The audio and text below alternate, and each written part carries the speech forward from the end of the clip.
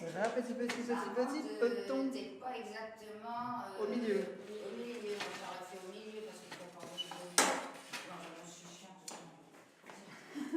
Dans la vie, je vais essayer de vraiment plonger dans la ville ou avec des amis, dans des intérieurs aussi.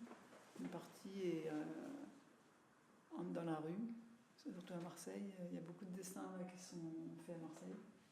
Dans les bus, dans les cafés, dans la rue.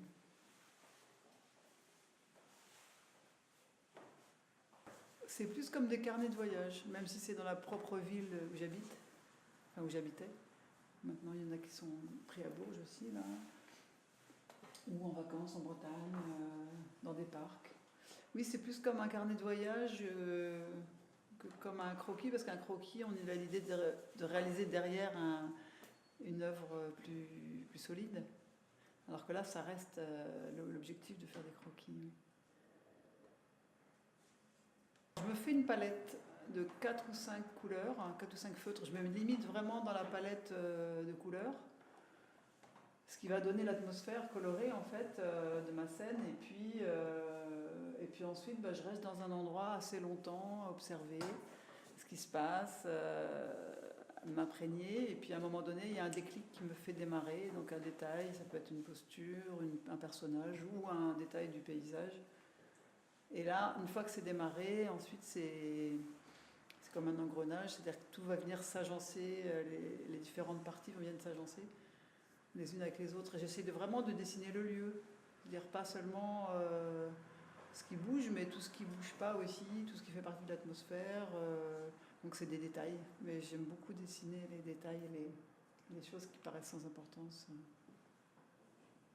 La nappe avec les assiettes, les couverts de camping.